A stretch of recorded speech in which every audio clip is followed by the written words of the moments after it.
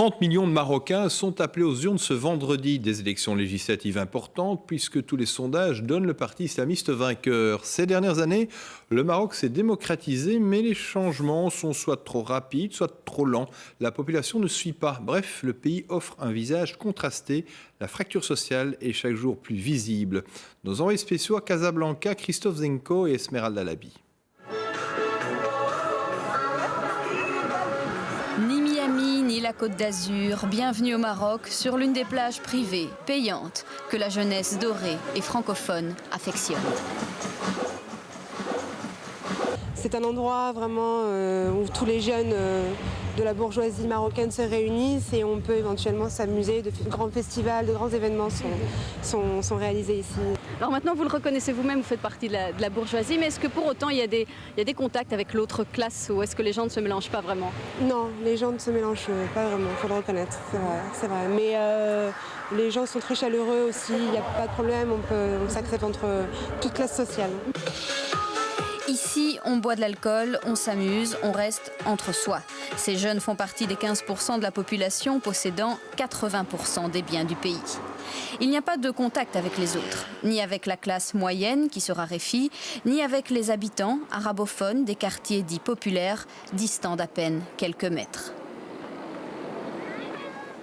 Le système lui-même n'est pas fait pour la redistribution. Le système est fait pour l'accumulation par des personnes déterminées qui, eux, dirigent et dictent ce qu'ils veulent et qui sont eux-mêmes dirigés aujourd'hui de plus en plus par l'étranger. On est en train de payer à travers le tiers-monde pour les politiques de développement que nous avons imposées, la Banque mondiale, le Fonds monétaire, les assistances dites d'aide. Dans une grande ville comme Casablanca, la fracture sociale est très visible. Les belles villas côtoient les bidonvilles. Mais le Maroc, ce ne sont pas que des villes. Il y a aussi le monde rural qui occupe 40% de la population, des coins reculés, exclus, où les infrastructures sont inexistantes.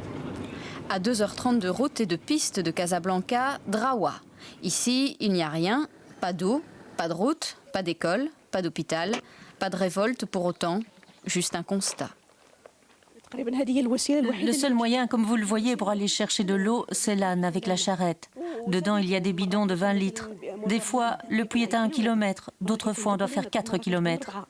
Les enfants, les femmes, les filles, presque tout le monde drive à l'étranger. En ville comme à la campagne, les réformes sont en cours, mais le pays n'avance pas comme un seul homme. Certaines régions s'en sortent mieux, l'élu local a tenu ses promesses. Les Marocains sont conscients des inégalités qu'il y a entre eux, mais cela changera-t-il après les élections du 7 septembre? Deuxième volet à présent, ce soir, de nos reportages consacrés au Maroc. Les élections législatives auront donc lieu vendredi. Pas moins de 33 partis se disputent le pouvoir. Tous promettent de grandes choses pour le Maroc, comme par exemple du travail. Le taux de chômage est élevé et pour obtenir une bonne place, il faut souvent payer, oui, ou bien être très bien soutenu. Christophe Zenko, Esmeralda Labi. On les appelle les diplômés chômeurs. Ils manifestent et se relaient par petits groupes devant le Parlement depuis 1990. Ils sont universitaires et exigent un emploi de fonctionnaire d'État. On vous dit que la fonction publique est saturée. Il n'y a pas de poste vacant. Allez chercher dans le secteur privé. Nous voulons travailler dans un secteur plus sûr. Comme vous le savez, le Maroc est en état de restructuration sur le plan économique et politique. Le secteur privé n'arrive pas à combler le déficit de l'emploi au Maroc. Il y a des qui font des serveuses, qui travaillent dans des restaurants. Je sais ce que je vaux, donc je ne peux pas accepter n'importe quoi. Les statistiques sont là. Un universitaire sur 4 ne trouve pas d'emploi. Le problème est double, un taux de chômage important, entre 10 et 20%, et puis la qualification, qui n'est pas le critère le plus important. Dans toute société, dès lors que l'emploi se raréfie, dès lors qu'une ressource devient rare, on ne peut pas l'éviter, le népotisme s'installe. Le premier employeur, souvent le seul employeur, étant l'État, et cet État, le Makhzen, étant miné par des liens de clientélisme, la corruption. Ici, l'allocation de chômage n'existe pas. Le salaire moyen tourne autour des 350 €. Le privé n'est pas sûr et les rares places dans les grands groupes difficiles à obtenir restent les petits boulots. Dans les années 80, le Maroc attirait les investisseurs avec ses bas salaires. Aujourd'hui, d'autres pays proposent les mêmes bas salaires, mais surtout une productivité que le Maroc n'atteint pas. Alors certains économistes disent que le pays a tout simplement raté le train de la mondialisation. Une théorie que ne partage pas ce belgo-marocain. Directeur d'une radio et propriétaire d'un restaurant à Bruxelles, Hassan a décidé d'investir dans son pays d'origine. À Marrakech, avec le nombre élevé de touristes, l'Horeca s'imposait. Il faut aussi qu'un dossier aussi soit bien ficelé, bien constitué aussi. Mais sinon, oui, effectivement, vous savez, il y a des bureaux donc, qui s'occupent uniquement des ressortissants marocains étrangers, qui les aident dans tout ce qui est administratif et autres. Et que, bon, non, il y a beaucoup de choses qui se font. Les gens, en fait, ici ont une idée de l'Europe, que c'est la modernité, machin. Ils ne conçoivent pas que des gens viennent ouvrir des affaires ici. Le personnel, Hassan n'a pas vraiment dû le chercher. Les serveurs sont venus à lui. Comme Hakim, le plus souriant. Hakim, le plateau en main et la licence de littérature anglaise en poche. Les Marocains, vous le savez, sont appelés aux urnes ce vendredi. Des élections législatives importantes, les politiques fourbissent leurs armes, les meetings se succèdent, le plus souvent ça se passe bien, mais parfois les esprits s'échauffent après 3 heures de programme et de promesses faites aux électeurs, comme vous le voyez sur ces images tournées à Mohamedia, près de Casablanca. Le scrutin, je vous le disais, est important car tous les sondages donnent un parti islamiste vainqueur. En 2002 déjà, ce parti s'était présenté dans un nombre limité de communes. Dans Envoyés spéciaux au Maroc, Christophe Zenko, Esmeralda Labi. Témara, cité dortoir près de Rabat, 225 000 habitants. Depuis 4 ans, la ville est aux mains du PJD, Parti de la justice et du développement, parti islamiste. Le maire est fier de ses réalisations. Comme ses logements sociaux, 1400 déjà construits, 3800 en cours d'achèvement. Avec la télévision, bien sûr.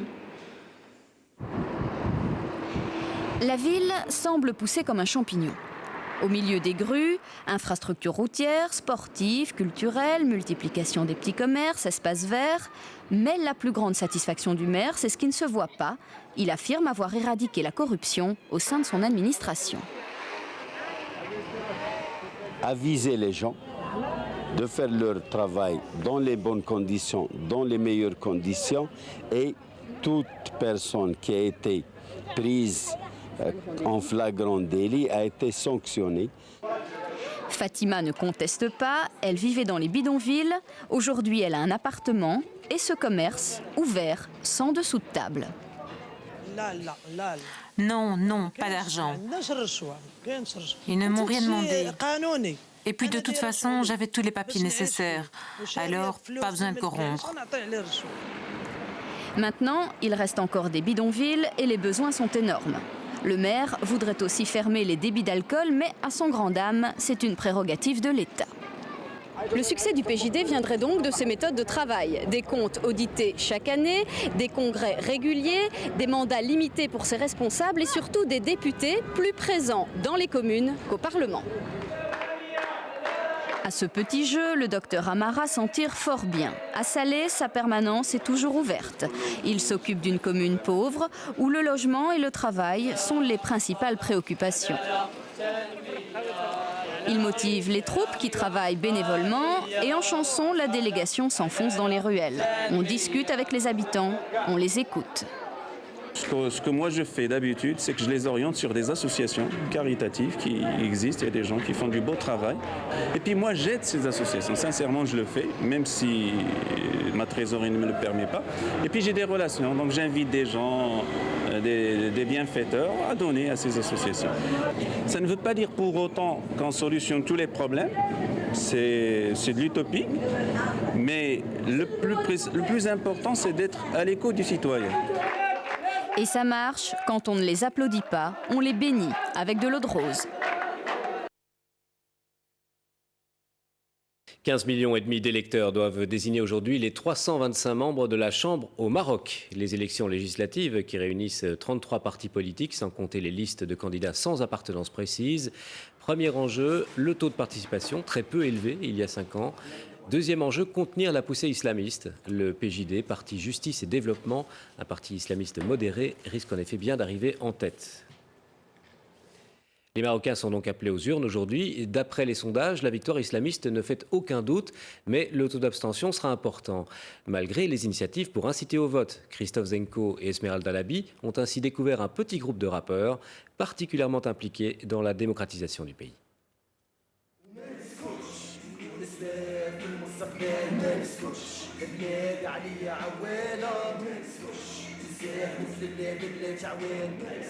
Sans instrument digne de ce nom, sans moyens, dans un local presque lugubre, Big Boss. Des chanteurs-rappeurs pour qui les élections sont un moment important. Leur seul moyen de s'exprimer, c'est en chanson, plus facile pour capter l'attention. On sensibilise les jeunes à quoi ça sert de voter et leur montrer que c'est bien de voter pour le développement de notre pays. Et comme les paroles sont bien nettes et claires, alors que tout le monde peut les comprendre. Alors on incite les jeunes à voter, mais sur qui c'est à eux de choisir. 2 membres du groupe sont des travailleurs sociaux. Ils vont dans les quartiers populaires à la rencontre des jeunes. Le but, leur faire prendre conscience qu'ils sont des citoyens au même titre que les autres, ceux qui vivent dans des conditions matérielles et financières plus faciles.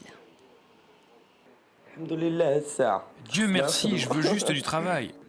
Je suis bien ici, il y a de la solidarité, d'autres jeunes, et puis des groupes de musique. Ça, c'est les quartiers populaires, tu vois. La solidarité, tu ne trouves pas ça dans les quartiers riches.